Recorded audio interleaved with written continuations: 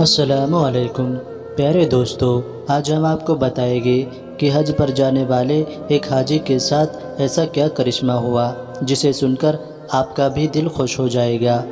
اگر آپ چاہیں تو اس ویڈیو کو لائک کریں یا نہ کریں، لیکن اس ویڈیو کو آخر تک ضرور دیکھیں۔ دوستو، یہ کہانی ایک سعید نام کے لڑکے کی ہے جو حج کر کے واپس گھر جا رہا تھا اور جدہ ایئرپورٹ پر بیٹھ کر فلائٹ کا انتظار کر رہا تھا، جبکہ اس کے ساتھ اس کے ملک کا ایک دوسرا حاجی بھی بیٹھا ہوا تھا۔ وہ دونوں حج ادا کرنے کے بعد واپس جانے والوں میں شامل تھے۔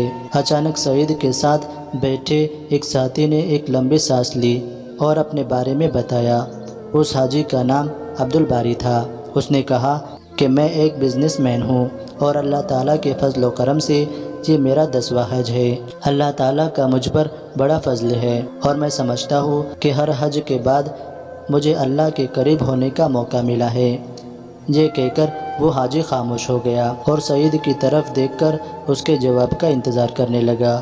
اس کی بات سن کر سعید مسکرا دیا اور بولا، بھائی، میرے حج کا قصہ بہت زیادہ ہی بڑا ہے، میں آپ کا سر نہیں کھانا چاہتا۔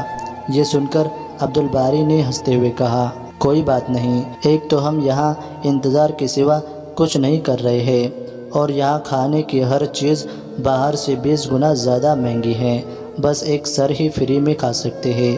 یہ سن کر سعید کسی سوچ میں گم ہو گیا، جیسے وہ فیصلہ نہیں کر پا رہا تھا اور سوچ رہا تھا کہ اپنی کہانی کہاں سے شروع کروں۔ آخرکار سعید نے بولنا شروع کیا اور کہا، میرے بھائی، میں پرائیویٹ اسپتال میں تھراپسٹ ہوں۔ میں نے 30 سال سے اپنی تنخواہ میں سے تھوڑی تھوڑی رقم نکال کر اس حج کی تیاری کی ہے۔ اس سال جانے کے لیے میرے پاس پورے پیسے جمع ہو گئے تھے۔ سعید بتاتا ہے کہ میں نے اسپتال سے پیسے لیے اور کمرے سے باہر نکلا، اتنے میں میں نے ایک عورت کو دیکھا اور اس کا بیٹا ایکسیڈنٹ میں تقریباً معذور ہو گیا تھا اور اس کا علاج میں ہی کر رہا تھا۔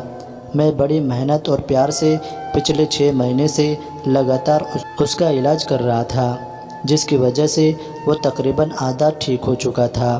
اس کو امید تھی کہ آنے والے 6 مہینے میں بالکل ٹھیک ہو جائے گا۔ اس عورت نے مجھے سلام کیا اور بجھے ہوئے لہجے میں بتایا کہ وہ لوگ اسپتال چھوڑ کر جا رہے ہیں، شاید پھر ہماری ملاقات نہ ہو، لہٰذا میں آپ کو ڈھونڈ رہی تھی۔ یہ سن کر مجھے کافی حیرانی ہوئی۔ مجھے لگا جیسے وہ میرے علاج سے مطمئن نہیں ہیں۔ میں نے کہا، آپ لوگ میرے علاج سے مطمئن نہیں ہیں؟ تو اس عورت نے کہا، نہیں ڈاکٹر صاحب، ایسی کوئی بات نہیں ہے، آپ نے تو ڈاکٹر کے بجائے باپ بن کر سنبھالا ہے، میرا تو روا روا آپ کو دعائیں دیتا ہے۔ آپ نے میرے بچے میں نہ صرف جینے کی امید جگا دی بلکہ اپنی ڈیوٹی سے ہٹ کر اس کا علاج کیا اور تحفے وغیرہ بھی دیے۔ اس کے علاوہ ہم میاں بیوی آپ کے بہت شکر گزار ہیں۔ سعید کہتا ہے کہ میں نے یہ سن کر ان سے کہا، آپ اسپتال چھوڑ کر کیوں جا رہی ہیں؟ مگر وہ میری بات کا جواب دیے بغیر مریض کے کمرے کی طرف چل دیے۔ یہ دیکھ کر میں سیدھا ایڈمن آفس کی طرف گیا اور بچے کا کمرہ نمبر بتا کر پوچھا کہ یہ لوگ اسپتال کیوں چھوڑ رہے ہیں، تو مجھے بتایا گیا کہ وہ اسپتال نہیں چھوڑ رہے بلکہ ان کو کمرہ خالی کرنے کا نوٹس دیا گیا ہے۔ لڑکے کا باپ جاب سے نکال دیا گیا ہے، جس کی وجہ سے وہ لوگ اسپتال کے خرچ دینے کے قابل نہیں ہیں، لہٰذا ان کو کمرہ خالی کر دینے کے لیے کہہ دیا گیا ہے۔ سعید کہتا ہے، یہ سن کر میں آفس کے کمرے میں گیا، ان سے سفارش کی کہ بچے کا علاج جاری رکھنے کی اجازت دی جائے۔ میری بات ابھی پوری بھی نہیں ہوئی تھی تو اتنے میں مدیر جو مینیجر تھا اس نے کہا، سعید، یہ ایک پرائیویٹ اسپتال ہے، کوئی چیریٹی ادارہ نہیں ہے، یہاں وہی علاج کروا سکتا ہے جو خرچوں کی طاقت رکھتا ہے۔ مدیر کا یہ جواب سن کر میں جیسے ہی مڑا، میرا سیدھا ہاتھ میرے جیب سے ٹکرا گیا، اس میں میرے حج کے پیسے رکھے ہوئے تھے۔ آفس سے نکل کر میں نے آسمان کی طرف دیکھا اور کہا کہ اے اللہ، تو اچھی طرح سے جانتا ہے کہ مجھے تیرے گھر آنے کا کس قدر شوق ہے، اور اب جو کہ میرا خواب حقیقت بننے والا ہے تو اس بچے کی زندگی کا سوال کھڑا ہو گیا ہے۔ اے اللہ، میں مجبور ہوں اور تو بے نیاز ہے، اب اگر میں حج پر نہ بھی آ سکا تب بھی مجھے اپنے فضل سے محروم نہ کرنا۔ سعید کہتا ہے کہ میں نے اس بچے کے اگلے 6 مہینے تک پیسے جمع کر کے ان کے اسپتال سے نکالنے کا آرڈر کینسل کرا دیا۔ الحمدللہ میرا دل سکون سے بھر گیا، لیکن حج پر جانے کی کسک اپنی جگہ تھی۔ عبدالباری جو سعید کی بات سن رہا تھا وہ کہنے لگا، آپ نے اپنے حج کے پیسے اس عورت کے بچے کے علاج کے لیے دے دیے، تو پھر آپ حج پر کیسے آ گئے؟ یہ سن کر سعید بھائی نے کہا، جب میں آ کر لیٹا تو حج کے مناظر کا ایک ایک منظر میرے آنکھوں کے سامنے گھوم رہا تھا۔ میں نے کئی بار بیت اللہ کا خیالی طواف کیا، کئی بار لبیک اللہم لبیک کہتے مجموعے کے ساتھ اپنی آواز ملا کر ان کا حصہ بن گیا تھا۔ پتہ نہیں کب میرے آنکھوں سے آنسو بہنے شروع ہو گئے اور میں بہتے آنسوؤں کے ساتھ ہی سو گیا۔ تو میں نے دیکھا کہ میں بیت اللہ کا طواف کر رہا ہوں اور لوگ مجھے میرا نام لے کر حج کی قبولیت کی بشارت دے رہے ہیں۔ وہ کہہ رہے ہیں کہ اے سعید، اللہ تعالیٰ نے تیرا حج قبول کر لیا، ہماری حج کی قبولیت کے لیے بھی دعا کرنا۔ سعید کہتا ہے کہ اسی کیفیت نے مجھے جگا دیا۔ فون پر اسپتال کا مینیجر تھا جو وہ فون پر کہہ رہا تھا کہ اسپتال کا مالک حج پر جا رہا ہے۔ وہ اپنی خاص معالج کے بغیر کبھی بھی نہیں جاتا، مگر اس مرتبہ اس معالج کی بیوی شدید بیمار ہو گئی ہے، تو بیوی کو اس حال میں چھوڑ کر وہ اس حال میں حج پر نہیں جا سکتا، لہٰذا آپ کو ان کے ساتھ بھیجنے کا فیصلہ کیا گیا ہے۔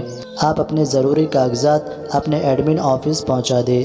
سعید کہتا ہے کہ میں نے تو سب سے پہلے 2 نفل شکرانے کی ادا کی، پھر کاغذات آفس والوں کے حوالے کیے۔ یوں اللہ تعالیٰ نے مجھے اپنے گھر بلانے کا انتظام کر دیا۔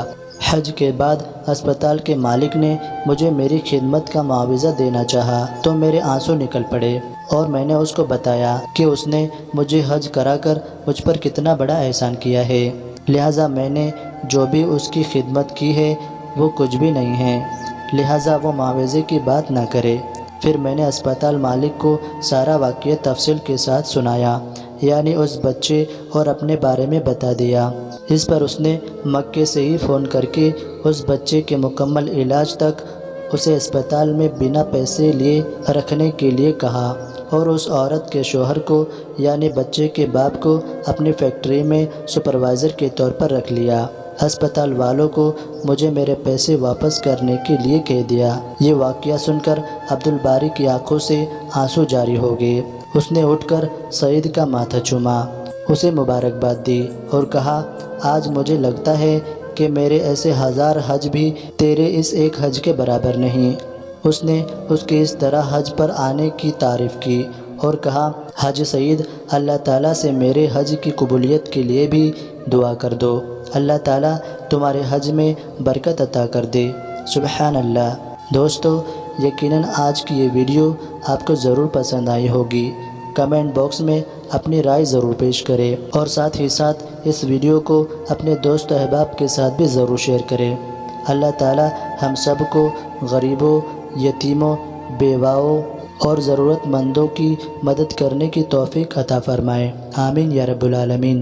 دوستو، آج کی اس ویڈیو میں بس اتنا ہی، ملتے ہیں انشاءاللہ ایسی ایک کامیاب ویڈیو کے ساتھ۔ تب تک کے لیے دعاؤں میں یاد رکھیں۔ السلام علیکم، اللہ حافظ۔